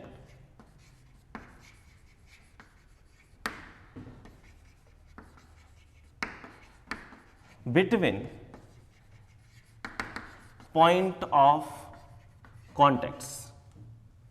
ये जो भी आपके पॉइंट ऑफ कॉन्टैक्ट्स होंगे उनके बीच में कोई रिलेटिव मोशन नहीं होना चाहिए। मतलब पहला केस तो हमने ये देखा कि अगर मान लो ये हमारा पार्टिकल V0 से मूव कर रहा है और ये ω0 से रोटेट कर रहा है, इसकी रेडियस r है, तो ये कहां पे पॉइंट कहां पे कांटेक्ट में है? तो ये इस जगह पे कांटेक्ट में है, तो इस जगह पे कांटेक्ट में है। तो अगर ऊपर वाले पॉइंट को बोलूं P, नीचे वाले पॉइंट को बोलूं Q, तो वेलोसिटी ऑफ P क्या होगी? ये होगा आगे की तरफ V0, पीछे की तरफ ω। तो वेलोसिटी ऑफ पॉइंट P जो है वो है V0 - ω। वेलोसिटी ऑफ Q जो है वो है 0। और प्योर रोलिंग के हिसाब से velocity of P and velocity of Q बराबर होनी चाहिए। ये तो दो पॉइंट जो कांटेक्ट में है उनके बीच में कोई रिलेटिव मोशन नहीं होना चाहिए, मतलब दोनों की वेलोसिटी सेम होनी चाहिए। तो V0 - ω/r = 0, मतलब V0 की वैल्यू ω/r आ गई। कोई रिलेटिव मोशन नहीं होना चाहिए। ये चीज समझ में आ रही है? लेकिन जरूरी नहीं कि हमेशा तुम्हें ऐसा ही केस दिया होगा। हो सकता है कि ये जो है, जो बॉडी मूव कर रही थी, ये बॉडी किसी प्लेटफॉर्म पे मूव कर रही होती, ठीक है, ये बॉडी किसी प्लेटफॉर्म पे मूव कर रही होती। तो मतलब क्या है, ये अगर मान लो V0 से मूव कर रहा है, ये ω से मूव कर रहा है, और ये जो प्लेटफॉर्म है वो V' से जा रहा है, ठीक है, ये जो प्लेटफॉर्म है वो V' से जा रहा है। तो क्या कंडीशन लगाते इस बार? तो आप बोलते ये है P, ये है Q, तो velocity of P should be equal to velocity of Q। Velocity of P क्या है? ये है V0 - ω/r। Velocity of Q क्या है? V'। ये रिलेशन फॉलो होगा। तो याद रखना, ये V0 = ω/r या ये कंडीशन आपको याद करने की जरूरत नहीं है। आप बस हमेशा याद रखना कि प्योर रोलिंग का मतलब यह है कि जहां भी पॉइंट ऑफ कांटेक्ट है वहां पे रिलेटिव मोशन नहीं होगा। एक और एग्जांपल देता हूं कि हो सकता है कि बॉडी ये जो मूव कर रही है, ठीक है, ये ऐसे कुछ मूव कर रही होती। एक और एग्जांपल देख लो, मान लो ये बॉडी है, ये एक नीचे भी प्लेटफॉर्म है और एक ऊपर भी प्लेटफॉर्म है। नीचे वाला प्लेटफॉर्म जा रहा है V1 से, ऊपर वाला प्लेटफॉर्म जा रहा है V2 से, और ये बॉडी V0 से मूव कर रही है और ये ओमेगा है। तो ध्यान रखना यहां पे ये P और Q, इन दोनों के बीच में भी रिलेटिव मोशन नहीं होना चाहिए। P और Q जो हैं इनके बीच में भी रिलेटिव मोशन नहीं होना चाहिए। मतलब P की वेलोसिटी और Q की वेलोसिटी सेम होनी चाहिए। मतलब V0 minus omega R should be equal to V1, पहला रिलेशन। और ये यहां भी कांटेक्ट में है, तो अगर मैं इसको A बोलूं, इसको B बोलूं, तो वेलोसिटी ऑफ A और वेलोसिटी ऑफ B भी बराबर होनी चाहिए। ये चीज समझ में आए? जहां जहां कांटेक्ट में है उन पॉइंट ऑफ कांटेक्ट के बीच में रिलेटिव मोशन नहीं होना चाहिए। तो अगर नीचे कांटेक्ट में है तो दोनों की वेलोसिटी सेम होगी, ऊपर कांटेक्ट में है तो भी उन दोनों की वेलोसिटी सेम होगी। तो A और B की वेलोसिटी सेम होगी। तो जरा A की वेलोसिटी देखो, तो A की velocity V0 plus omega R है और B की वेलोसिटी V डैश है। तो ये आ जाएगा V0 plus omega R should be equal to V2। तो ये दोनों कंडीशन फॉलो होंगी इस पर्टिकुलर केस में, अगर यहां पे हमारी बॉडी प्योर रोलिंग मोशन कर रही है तो पहला पॉइंट तो मेरे समझ में ये आ गया कि प्योर रोलिंग मोशन का मतलब होता है कि पॉइंट ऑफ कांटेक्ट के बीच में कोई रिलेटिव मोशन नहीं होना चाहिए। ठीक है, तो हमने कंडीशंस पुट कर दी। अच्छा, उसके अलावा और क्या पता होना चाहिए आपको प्योर रोलिंग मोशन में? तो यहां पे अगर मैं बात करूं, ये हमारी बॉडी है, ये सेंटर जा रहा है V0 से और ये घूम रहा है ओमेगा नॉट से। तो यहां पे अगर मैं इसकी ट्रेजेक्टरी की बात करूं, किसकी ट्रेजेक्टरी की बात करूं?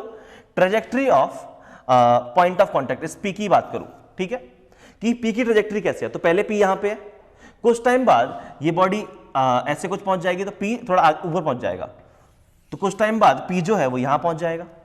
फिर कुछ टाइम बाद ये बॉडी ऐसे कुछ आगे पहुंच जाएगी तो P जो है वो यहां कहीं पहुंच जाएगा। ये चीज समझ रहे हो कि P धीरे धीरे ऊपर चढ़ा जा रहा है। पहले P यहां था, फिर P चढ़ के यहां पहुंच गया, यहां मतलब इस जगह पे आ गया, फिर P चढ़ के यहां पहुंच गया मतलब इस जगह पे आ गया। ये चीज समझ पा रहे हो क्या हो रहा है? ठीक है, तो P जो है वो पॉइंट ऐसे आगे आते जा रहा है और धीरे धीरे वो टॉप मोस्ट पॉइंट पे भी जाएगा। तो हो सकता है P फिर यहां पहुंच जाए, फिर P धीरे धीरे नीचे भी आएगा तो P फिर यहां पहुंच जाए, फिर P जो है तुम्हारा इस पॉइंट पे आ जाएगा। तो हो क्या रहा है, अगर मैं P की ट्रैजेक्टरी ध्यान से देखूं तो P पॉइंट जो है वो ऐसा कुछ पाथ फॉलो करते हुए इधर आ गया है।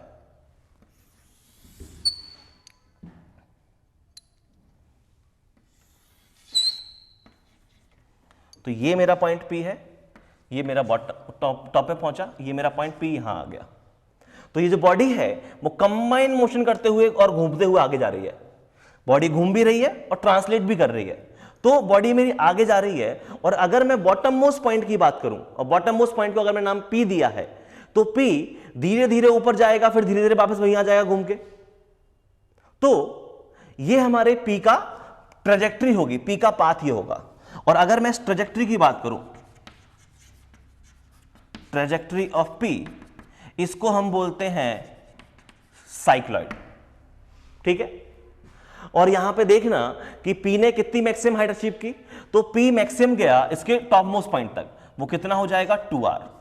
तो P ने जो मैक्सिमम हाइट अचीव की वो कितनी है 2r। और P ने ये जो हॉरिजॉन्टल डिस्टेंस ट्रेवल किया वो कितना किया? तो आपको पता है कि ये प्योर रोलिंग वाली बात हो रही है। यहां पे आपको क्या पता है? आपको ये पता है कि ये प्योर रोलिंग है, तो d हॉरिजॉन्टल और d एंगुलर बराबर होते हैं। और इसने एंगुलर डिस्टेंस कितना कवर किया है? 2πr। मतलब इसने हॉरिजॉन्टली कितना डिस्टेंस कवर किया है? 2πr। ये चीज समझ में आया? तो जो पॉइंट P है वो मैक्सिमम हाइट 2r तक जाएगा, हॉरिजॉन्टली 2πr डिस्टेंस कवर करेगा, फिर वापस से बॉटम मोस्ट पॉइंट पे आ जाएगा। और ये जो ट्रेजेक्टरी है, अगर आप इस ट्रेजेक्टरी की लेंथ की बात करो तो इस ट्रेजेक्टरी की जो लेंथ होती है वो होती है 8r। इस ट्रेजेक्टरी की जो लेंथ है वो कितनी है? 8R होती है। तो ये सारे बेसिक पॉइंट्स हैं, आपको पता रहना चाहिए कि ऐसा कुछ होता है, ठीक है। इतनी ज़्यादा खास इंपॉर्टेंट बात नहीं है, लेकिन इंपॉर्टेंट बात क्या है, इंपॉर्टेंट बात ये है कि इसकी ट्रैजेक्टरी कैसी है, वो ऐसी कुछ होगी। ये डिस्टेंस 2πr होगा, ये डिस्टेंस 2r होगा, बाकी 8r और आता है, 8r की जरूरत नहीं है प्रूफ की, ठीक है। ये ट्रैजेक्टरी है। तो हमें प्योर रोलिंग मोशन समझ में आ गया, और प्योर रोलिंग मोशन में हमें अगर किसी भी पॉइंट की ट्रैजेक्टरी निकालनी है तो हर एक पॉइंट की ट्रैजेक्टरी क्या होगी, साइक्लॉइड होगी। हर एक पॉइंट ऐसे घूमते हुए वापस सेम पोजीशन पे आ जाएगा। अब मैं बात करता हूं रिलेटिव मोशन के बारे में, सॉरी काइनेमेटिक्स के बारे में बात करता हूं इसके, ठीक है, कि काइनेमेटिक्स ऑफ प्योर रोलिंग क्या है, तो वो और सुन लेते हैं।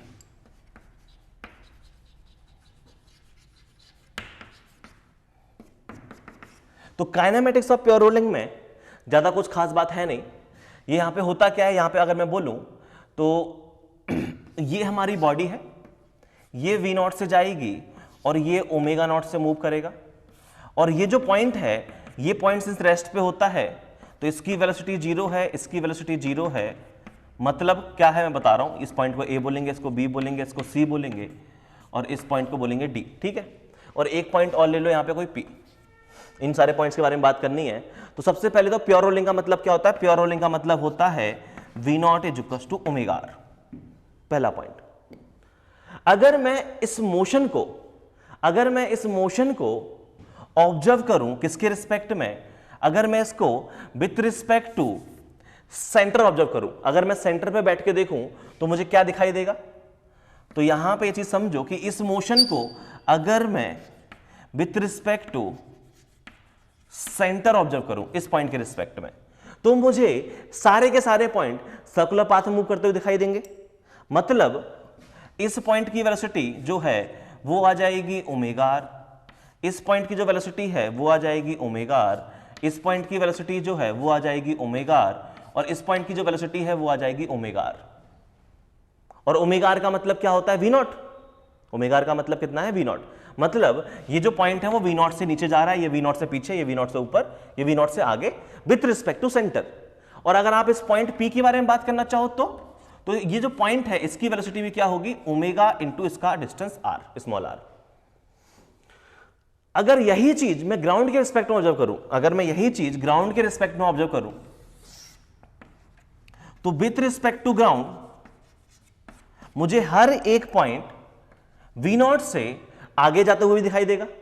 मतलब क्या कह रहा हूं मैं, अभी बताता हूं। ये पॉइंट A है, ये B है, ये C है, ये D है।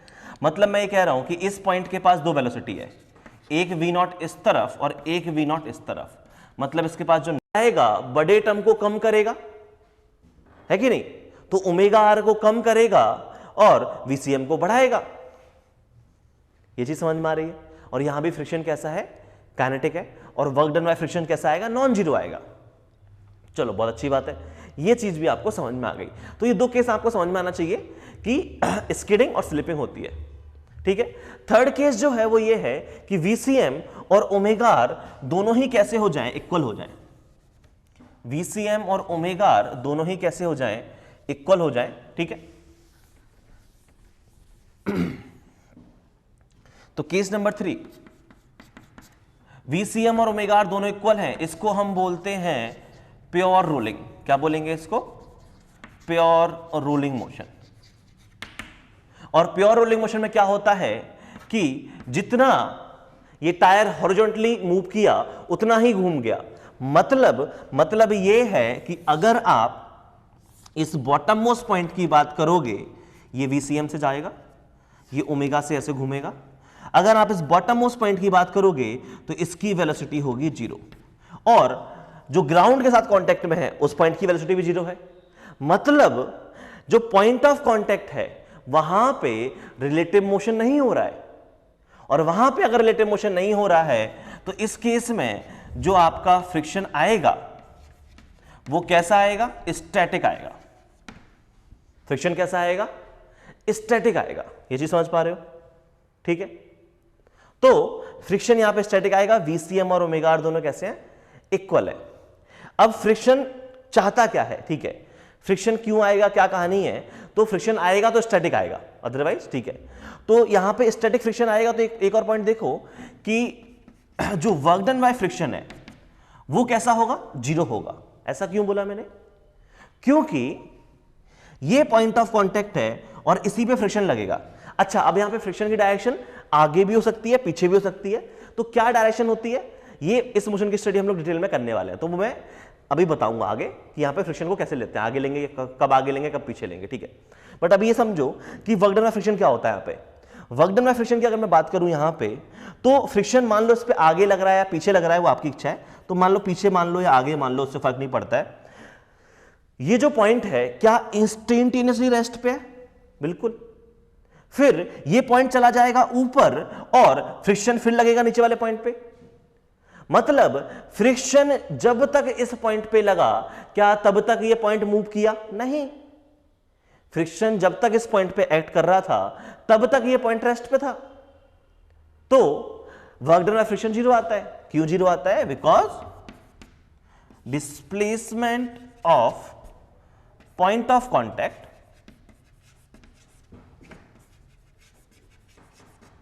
इज 0। जो पॉइंट ऑफ कांटेक्ट है वो आपका इंस्टेंटेनियसली रेस्ट पे है उस पर्टिकुलर इंस्टेंट पे।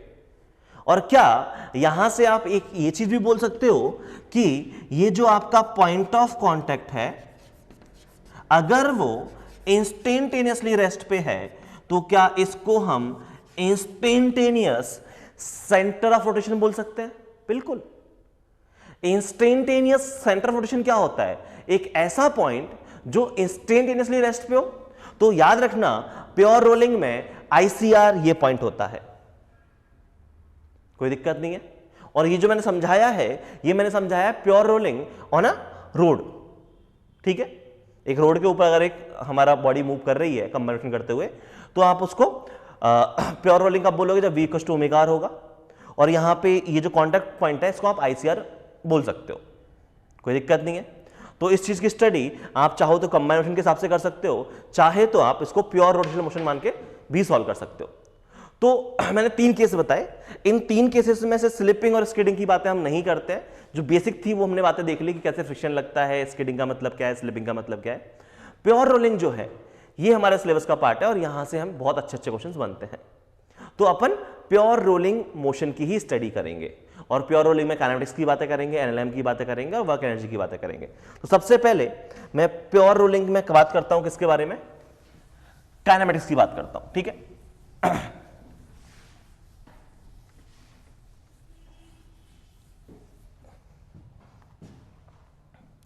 तो kinematics of pure rolling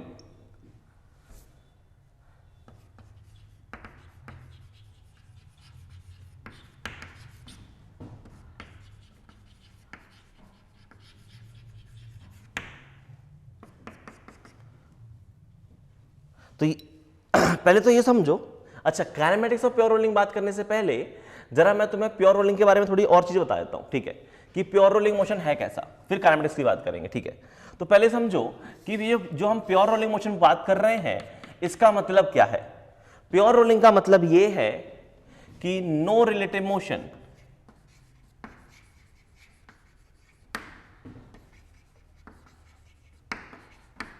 between point of contacts. ये जो भी आपके पॉइंट ऑफ कॉन्टेक्ट्स होंगे उनके बीच में कोई रिलेटिव मोशन नहीं होना चाहिए। मतलब पहला केस तो हमने ये देखा कि अगर मान लो ये हमारा पार्टिकल v0 से मूव कर रहा है और ये ओमेगा0 से रोटेट कर रहा है, इसकी रेडियस r है, तो ये कहां पे पॉइंट कहां पे कांटेक्ट में है, तो ये इस जगह पे कांटेक्ट में है, तो इस जगह पे कांटेक्ट में है। तो अगर ऊपर वाले पॉइंट को बोलूं p, नीचे वाले पॉइंट को बोलूं q, तो वेलोसिटी ऑफ p क्या होगी, ये होगा आगे की तरफ v0, पीछे की तरफ ओमेगा r। तो वेलोसिटी ऑफ पॉइंट p जो है वो है v0 minus omega r। Velocity of q जो है वो है 0। और प्योर रोलिंग के हिसाब से velocity of p and velocity of q बराबर होनी चाहिए। ये तो दो पॉइंट जो कांटेक्ट में हैं उनके बीच में कोई रिलेटिव मोशन नहीं होना चाहिए, मतलब दोनों की वेलोसिटी सेम होनी चाहिए। तो v0 minus omega r equal to 0, मतलब v0 की वैल्यू ओमेगा इंटू r आ गई।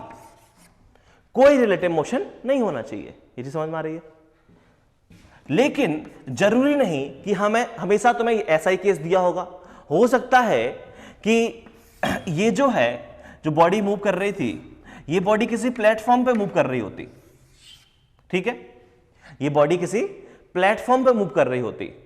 तो मतलब क्या है, ये अगर मान लो V0 से मूव कर रहा है, ये ओमेगा से मूव कर रहा है, और ये जो प्लेटफॉर्म है वो V' से जा रहा है, ठीक है, ये जो प्लेटफॉर्म है वो V' से जा रहा है।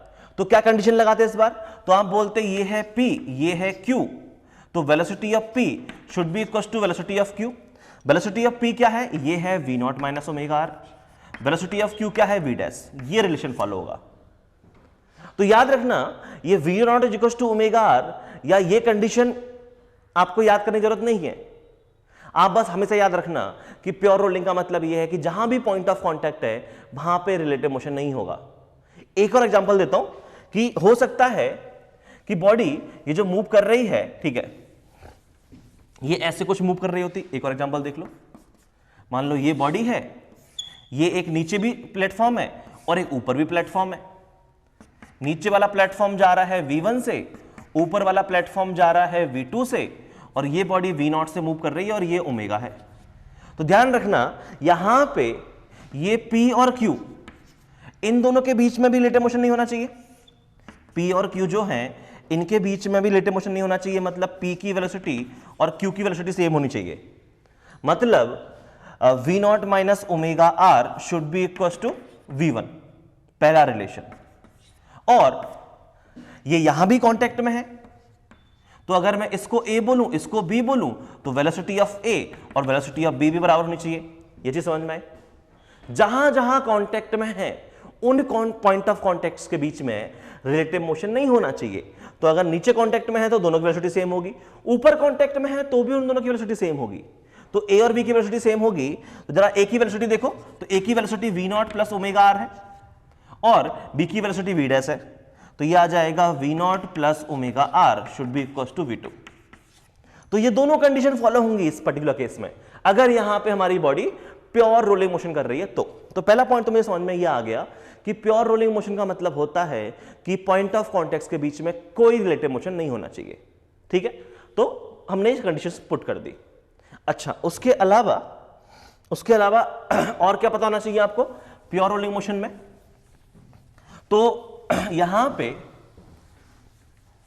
अगर मैं बात करूं, ये हमारी बॉडी है, ये सेंटर जा रहा है V0 से और ये घूम रहा है ओमेगा नॉट से। तो यहां पे अगर मैं इसकी ट्रेजेक्टरी की बात करूं, किसकी ट्रेजेक्टरी की बात करूं? Trajectory of point of contact, इस P की बात करूं, ठीक है, कि P की ट्रेजेक्टरी कैसे है। तो पहले P यहां पे है, कुछ टाइम बाद ये बॉडी ऐसे कुछ पहुंच जाएगी तो P थोड़ा ऊपर पहुंच जाएगा, तो कुछ टाइम बाद P जो है वो यहां पहुंच जाएगा। फिर कुछ टाइम बाद ये बॉडी ऐसे कुछ आगे पहुंच जाएगी तो P जो है वो यहां कहीं पहुंच जाएगा।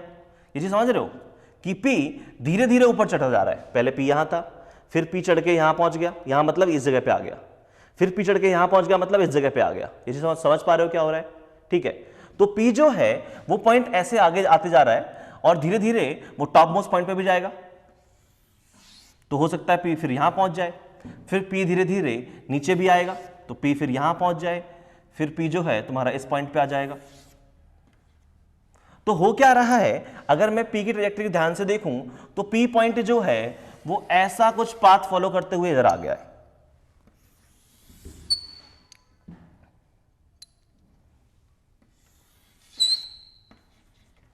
तो ये मेरा पॉइंट P है, ये मेरा टॉप पे पहुंचा, ये मेरा पॉइंट P यहां आ गया।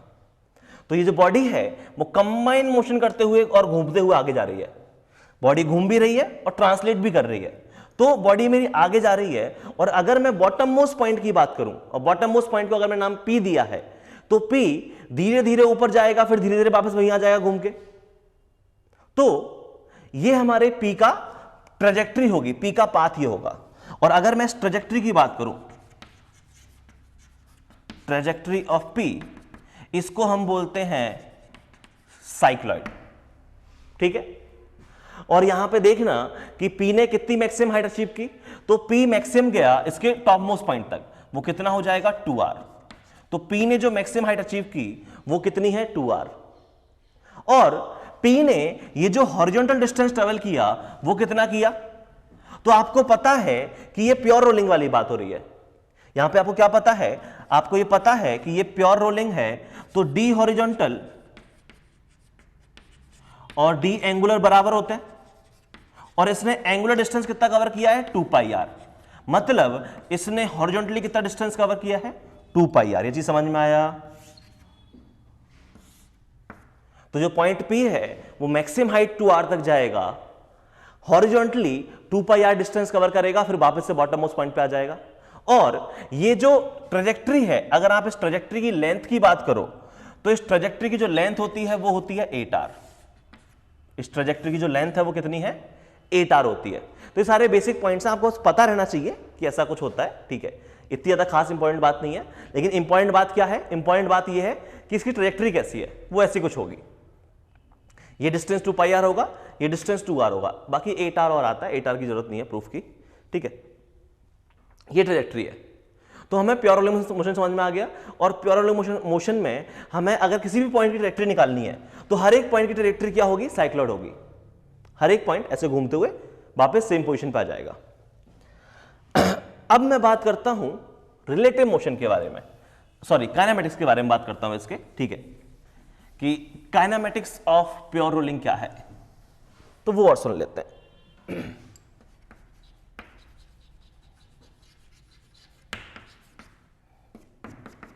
तो काइनेमेटिक्स ऑफ प्योर रोलिंग में ज्यादा कुछ खास बात है नहीं। ये यहां पे होता क्या है, यहां पे अगर मैं बोलूं तो ये हमारी बॉडी है, ये V नॉट से जाएगी और ये ओमेगा नॉट से मूव करेगा, और ये जो पॉइंट है ये पॉइंट इस रेस्ट पे होता है, तो इसकी वेलोसिटी 0 है, इसकी वेलोसिटी 0 है। मतलब क्या है मैं बता रहा हूं, इस पॉइंट को A बोलेंगे, इसको B बोलेंगे, इसको C बोलेंगे, और इस पॉइंट को बोलेंगे D, ठीक है। और एक पॉइंट और ले लो यहां पे कोई P। इन सारे पॉइंट्स के बारे में बात करनी है। तो सबसे पहले तो प्योर रोलिंग का मतलब क्या होता है, प्योर रोलिंग का मतलब होता है V not is equal to omega R, पहला पॉइंट। अगर मैं इस मोशन को ऑब्जर्व करूं किसके रिस्पेक्ट में, अगर मैं इसको with respect to centre observe करूं, अगर मैं सेंटर पे बैठ के देखूं तो मुझे क्या दिखाई देगा, तो यहां पे ये चीज समझो कि इस मोशन को अगर मैं with respect to centre observe करूं इस पॉइंट के रिस्पेक्ट में, तो मुझे सारे के सारे पॉइंट सर्कुलर पाथ में मूव करते हुए दिखाई देंगे। मतलब इस पॉइंट की वेलोसिटी जो है वो आ जाएगी ओमेगा आर, इस पॉइंट की जो वेलोसिटी है वो आ जाएगी ओमेगा आर, इस पॉइंट की वेलोसिटी जो है वो आ जाएगी ओमेगा आर, और इस पॉइंट की जो वेलोसिटी है वो आ जाएगी ओमेगा आर। और ओमेगा आर का मतलब क्या होता है, वी नॉट। ओमेगा आर का मतलब कितना है, वी नॉट। मतलब ये जो पॉइंट है वो वी नॉट से नीचे जा रहा है, ये वी नॉट से पीछे, ये वी नॉट से ऊपर, ये वी नॉट से आगे विथ रिस्पेक्ट टू सेंटर। और अगर आप इस पॉइंट पी के बारे में बात करना चाहो तो ये जो पॉइंट है इसकी वेलोसिटी भी क्या होगी, ओमेगा इंटू इसका डिस्टेंस आर, स्मॉल आर। अगर यही चीज मैं ग्राउंड के रिस्पेक्ट में ऑब्जर्व करूं, अगर मैं यही चीज ग्राउंड के रिस्पेक्ट में ऑब्जर्व करूं, तो विथ रिस्पेक्ट टू ग्राउंड मुझे हर एक पॉइंट वी नॉट से आगे जाते हुए भी दिखाई देगा। मतलब क्या कह रहा हूं मैं अभी बताता हूं। ये पॉइंट ए है, ये बी है, ये सी है, ये डी है। मतलब मैं ये कह रहा हूं कि इस पॉइंट के पास दो वेलोसिटी है, एक वी नॉट इस तरफ और एक वी नॉट इस तरफ। मतलब इसके पास जो नेट वेलोसिटी है वो है इस तरफ, और कितनी है, वो है वी नॉट रूट 2। इस पॉइंट के पास नेट वेलोसिटी 0 है, इस पॉइंट के पास ऊपर की तरफ है वी नॉट वेलोसिटी, इस तरफ है V not velocity. V not किसका है, ओमेगा आर। ओमेगा आर को वी नॉट बोलेंगे क्योंकि यहां पे प्योर रोलिंग हो रहा है। तो यहां पे इसके पास जो नेट वेलोसिटी है वो इस डायरेक्शन में है वी नॉट रूट 2। और अगर इस पॉइंट की बात करूं तो इसके पास वेलोसिटी है V not plus omega R, बोले तो 2 वी नॉट। मतलब इसके पास वी नॉट रूट 2, इस पॉइंट की वेलोसिटी 0, इस पॉइंट की वेलोसिटी वी नॉट रूट 2, इस पॉइंट की वेलोसिटी 2 वी नॉट। ये चीज समझ में आई, कोई दिक्कत नहीं है, ठीक है। और अगर सेंटर की बात करोगे तो सेंटर के पास वेलोसिटी कितनी है, वी नॉट। और ध्यान से देखो, अगर तुम्हें याद हो concept of linear variation, how to find ICR, तो क्या आईसीआर के कॉन्सेप्ट से आप बता सकते हो कि आईसीआर इस एक्सिस पे लाई करेगा। देखो ये 2 वी नॉट है, ये वी नॉट है, आर डिस्टेंस आने पे वी नॉट कम हुआ, तो फर्दर आर डिस्टेंस जाओगे तो वेलोसिटी 0 हो जाएगी। तो इसी को हम आईसीआर बोलते हैं, इसी को हम क्या बोलते हैं, आईसीआर बोलते हैं, तो यहां पे ICR फाइंड आउट करोगे, यही पॉइंट आएगा, ठीक है। अच्छा, उसके अलावा अगर मैं यहां पे इस पॉइंट P की बात करूं, तो अगर मैं इस पॉइंट P की बात करूं तो इस पॉइंट P के पास दो वेलोसिटी है, एक तो है इस तरफ ओमेगा इंटू स्मॉल r और एक है इस तरफ v नॉट। ये दो वेलोसिटी है, इसका नेट रिजल्टेंट निकाल लोगे आप, वो आपकी इसकी नेट वेलोसिटी होगी, कोई इशू नहीं है। अगर मैं यहीं पे इसकी, ये मैंने किसकी बात की, इसकी वेलोसिटी की बात की, ठीक है। अब मैं यहीं पे बात कर लेता हूं, ये तो वेलोसिटी की बात हो गई। अब मैं बात करना चाह रहा हूं किसके बारे में, इसके एक्सेलरेशन के बारे में बात करना चाह रहा हूं। तो ऐसा ही सेम फिगर बनाएंगे और हम एक्सेलरेशन के बारे में और बात करेंगे। तो यहां पे अगर आप एक्सेलरेशन के बारे में बात करना चाहो तो आप क्या देखोगे कि जो सेंटर ऑफ मास है वो a नॉट से मूव कर रहा होगा और ये अल्फा नॉट से रोटेट कर रहा होगा, और फिर से इस पॉइंट ऑफ कांटेक्ट की अगर बात करोगे तो क्या यहां पे अगर ये इनिशियली रेस्ट से स्टार्ट हुआ है, मतलब a not is equal to alpha ट्रू होना चाहिए, रेस्ट से स्टार्ट हुआ तो a not is equal to alpha ट्रू होना चाहिए, बिल्कुल सही है। अगर यहां पे आप देखो अलग अलग पॉइंट को, ये पॉइंट A है, ये B है, ये C है, ये D है, अगर आप ऑब्जर्व करो विथ रिस्पेक्ट टू सेंटर, तो with respect to centre circumference के जितने पॉइंट हैं A B C D, क्या सारे के सारे पॉइंट सर्कुलर पाथ में मूव कर रहे हैं? और अगर सर्कुलर पाथ में मूव कर रहे हैं तो उनके पास दो एक्सेलरेशन होंगे, एक होगा टेंजेंशियल एक्सेलरेशन और एक होगा सेंट्रीपिटल एक्सेलरेशन। तो विथ रिस्पेक्ट टू सेंटर आप ये देख सकते हो कि हर एक पॉइंट के पास दो दो एक्सेलरेशन है। इसके पास ये है अल्फा इंटू आर इस तरफ और ये है ओमेगा स्क्वायर आर, इसके पास इस तरफ है alpha into R tangential acceleration और ये है ओमेगा स्क्वायर आर, इसके पास सेंटर की तरफ है ओमेगा स्क्वायर आर, इसके पास भी सेंटर की तरफ है ओमेगा स्क्वायर आर। सबके पास सेंटर की तरफ ए सेंट्रीपिटल होगा ओमेगा स्क्वायर आर और सबके पास टेंजेंशियल डायरेक्शन में एक्सेलरेशन होगा अल्फा आर। ये चीज सोच पा रहे हो? और अगर आप यही चीज ऑब्जर्व करो विथ रिस्पेक्ट टू ग्राउंड, ठीक है, तो विथ रिस्पेक्ट टू ग्राउंड आप क्या देखोगे, ये पॉइंट ए है, ये पॉइंट बी है, ये पॉइंट सी है, ये पॉइंट डी है। विथ रिस्पेक्ट टू ग्राउंड हर एक पॉइंट के पास एक ए नॉट एक्सेलरेशन और होगा। बोले तो ध्यान से देखोगे तो इसके पास इस तरफ है ओमेगा स्क्वायर आर, इस तरफ है अल्फा आर जिसको आप ए नॉट ही बोल सकते हो, और आगे की तरफ ए नॉट और होगा। क्यों? क्योंकि a naught centre of mass के पास एक्सेलरेशन है, तो हर एक पॉइंट के पास a naught a naught a naught और ऐड करना पड़ेगा। इस पॉइंट के बाद बात करोगे तो कौन सा एक्सेलरेशन है इसके पास, तो इसके पास सिर्फ और सिर्फ ओमेगा स्क्वायर आर है। क्यों? क्योंकि यहां पे अल्फा आर इधर आएगा, ए नॉट आएगा, आगे की तरफ कट जाएंगे दोनों। इस पर्टिकुलर केस में इसके पास अगर आप देखोगे तो ये है इसके पास ए नॉट एक्सेलरेशन और इस तरफ है omega square R plus A not. इस पे बात करोगे तो इसके पास अंदर की तरफ होगा ओमेगा स्क्वायर आर एक्सेलरेशन और यहां पे ए नॉट और ऐड होगा तो ये हो जाएगा 2a नॉट। ये चीज समझ पा रहे हो क्या बोलना चाह रहा हूं मैं? क्या हुआ यहां पे? हर एक पॉइंट को a naught a naught a naught a naught acceleration और मिल गया है प्लस एक्स डायरेक्शन में। तो ये है इसकी काइनेमेटिक्स की कहानी कि हर एक पॉइंट का मोशन कैसा हो रहा है, हर एक पॉइंट की हमने वेलोसिटी देखी, हमने हर एक पॉइंट का एक्सेलरेशन देखा, ठीक है।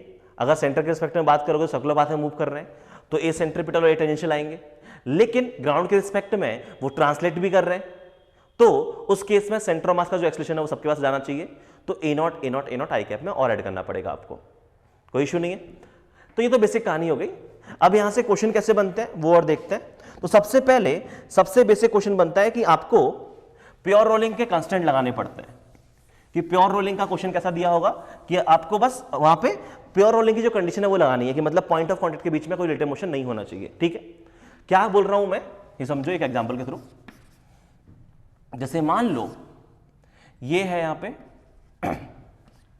इसके ऊपर ये एक पार्टिकल रखा हुआ है, इसकी जो स्पीड है वो है 6 मीटर पर सेकेंड, ठीक है, और इसकी जो वेलोसिटी है चलो वो नहीं पता मुझे कितनी वेलोसिटी है, और ये एक नीचे है गिवन है और इसकी जो वेलोसिटी है वो तुम्हें गिवन है 2 मीटर पर सेकेंड और जो रेडियस है वो है 2 मीटर।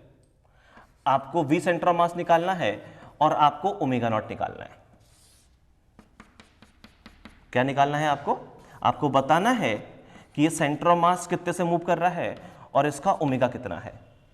तो आप यहां पे क्या कंडीशन लगाओगे, आप यहां पे यही कंडीशन लगाओगे कि जो पॉइंट ऑफ कांटेक्ट हैं उनकी वेलोसिटी सेम होनी चाहिए। तो velocity of P and velocity of Q same होनी चाहिए। तो वेलोसिटी ऑफ P देखोगे तो कितनी है, वो है v0 माइनस ओमेगा आर, और इसकी वैल्यू कितनी होनी चाहिए, 2 होनी चाहिए। डायरेक्शन का ध्यान रखना हमेशा, डायरेक्शन सही लिखनी है, वेक्टर इक्वेशन सही है। और इसको बोल दो A, इसको बोल दो B, तो वेलोसिटी ऑफ A और वेलोसिटी ऑफ B भी इक्वल होनी चाहिए। मतलब v0 प्लस ओमेगा आर, इसकी वैल्यू किसके बराबर होनी चाहिए, 6 के बराबर होनी चाहिए। बस इन दोनों कंडीशंस को फॉलो करवा दो। तो यहां पे v0 माइनस ओमेगा आर, ये फर्स्ट कंडीशन थी, दोनों का सम कर देते हैं। तो यहां से 2v0, इसकी वैल्यू आ गई 8, मतलब यहां से आपको v0 कितना मिल गया, यहां से जो v0 है वो आपको मिल गया 4 मीटर पर सेकेंड। ठीक है, किसी भी एक इक्वेशन को यूज कर लो। मान लो मैंने क्वेश्चन नंबर 1 यूज कर ली, तो v0 माइनस ओमेगा आर, इसकी वैल्यू 2, बोले तो 4 माइनस 2, इसकी वैल्यू ओमेगा इंटू आर कितना है, ये भी 2 है। तो यहां से ओमेगा की वैल्यू कितनी आ गई, 1 रेडियन पर सेकेंड। समझ में आया? तो इस तरीके से हम यहां पे v0 निकाल सकते हैं और ओमेगा निकाल सकते हैं। ध्यान रखना जब भी ऐसा कोई क्वेश्चन आएगा कांस्टेंट वाला कि इन पॉइंट्स की वेलोसिटी दी हुई है, पूछा गया है ओमेगा निकालो, v0 निकालो, या ओमेगा v0 गिवन है, पूछा गया इस पॉइंट की वेलोसिटी क्या होगी, तो यहां पे कुछ नहीं करना, जो पॉइंट ऑफ कॉन्टेक्ट्स हैं उनके बीच में रिलेटिव मोशन नहीं होना चाहिए, इतनी सी कंडीशन लगा देना, सारे क्वेश्चन सॉल्व कर लोगे। ठीक है, तो चलो मैं इसी कॉन्सेप्ट पे कुछ क्वेश्चन दे रहा हूं। ठीक है, तो अब हमने थ्योरी जो पार्ट है वो हमने देख लिया है। थ्योरी पार्ट में अगर थोड़ी बहुत डिफिकल्टी है तो पेशेंस रखना, जैसे जैसे हम लोग उस थ्योरी को अप्लाई करेंगे, जो थ्योरी वाला पार्ट है उसमें क्लैरिटी हमारी ज्यादा हो जाएगी। तो इस लेक्चर के 2 पार्ट हैं, एक पार्ट ये है, एक पार्ट और आएगा। ठीक है, तो यहां पे इस लेक्चर में अब अपन उस थ्योरी को अप्लाई करना सीख रहे हैं।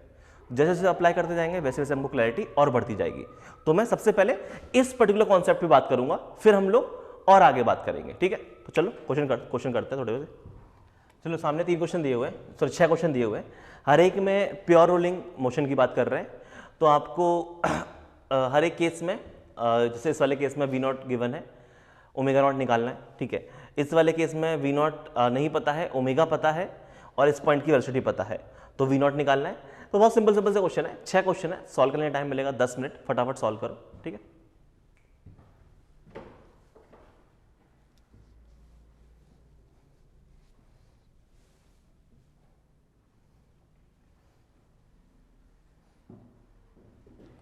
चलो आई थिंक सॉल्व कर लिया होगा। पहले क्वेश्चन में क्या है कि इस पॉइंट और इस पॉइंट की वेलोसिटी सेम होनी चाहिए। तो इस पॉइंट की वेलोसिटी 0 है और इस पॉइंट की वेलोसिटी कितनी है, 4 माइनस ओमेगा आर, ये वेलोसिटी है। तो 4 माइनस ओमेगा आर की वैल्यू है 3, इसकी वैल्यू 0, तो यहां से ओमेगा कितना आ गया, 4/3। कोई दिक्कत नहीं है। ठीक है, देन अगर आप इस क्वेश्चन की बात करोगे तो इस पॉइंट की वेलोसिटी और इस पॉइंट की वेलोसिटी सेम होनी चाहिए। इस पॉइंट की वेलोसिटी है 5, इस पॉइंट की जो वेलोसिटी है वो है v0 minus omega into R. तो 5 should be equal to v0 minus omega है 2, आर कितना है 2, तो v0 की वैल्यू कितनी आ गई, v0 की वैल्यू आ गई हमारी 9। सिंपल सवाल है। ठीक है, इसको हटाते हैं।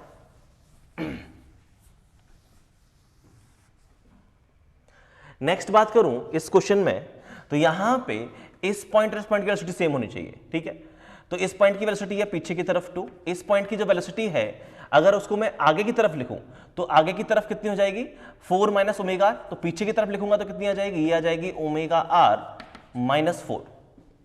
तो 2 की जो 2 है that should be equal to omega R minus 4।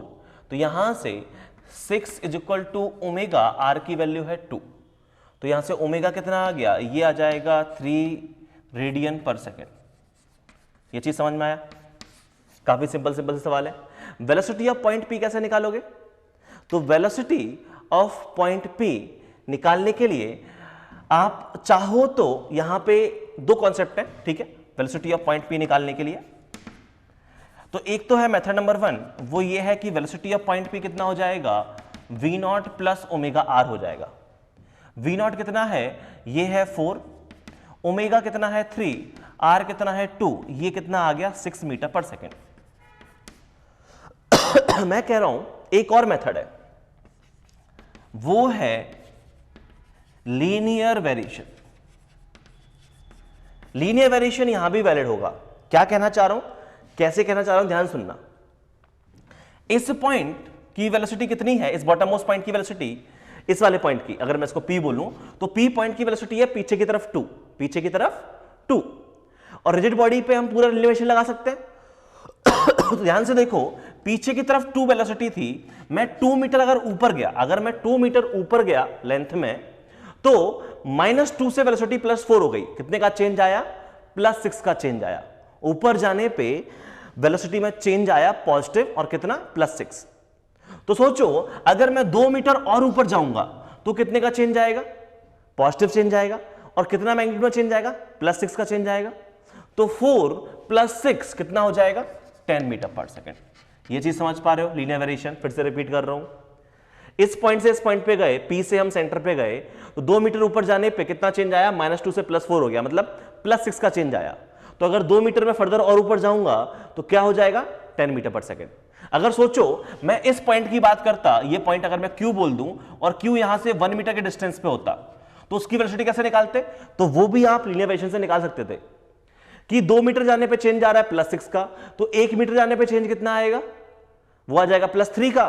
तो 4 + 3 कितना आ जाएगा, 7 मीटर पर सेकेंड। समझ में आया क्या कहना चाह रहा हूं। तो लीनियर वेरिएशन वाला मेथड भी आप यूज कर सकते हो एक पर्टिकुलर बॉडी के लिए, ठीक है। बाकी इक्वेशन लगा के सॉल्व कर लो, वो तो बेस्ट है ही है। इस वाले क्वेश्चन में क्या करोगे, तो इस वाले क्वेश्चन में वही कहानी है कि इस वाले पॉइंट की अगर मैं बात करूं तो ये वाला पॉइंट ये आगे जा रहा है 8 से, और इसकी जो वेलोसिटी है वो है 2 - ω/r। तो दोनों कैसे होने चाहिए, इक्वल होनी चाहिए। बोले तो ये आ जाएगा 8 = 2 - ω, r की वैल्यू कितनी है, 2। ध्यान से देखो ये कितना लिखा हुआ है, ये लिखा हुआ है -6 = ω × 2, ओमेगा की वैल्यू आ गई -3 रेडियन पर सेकेंड।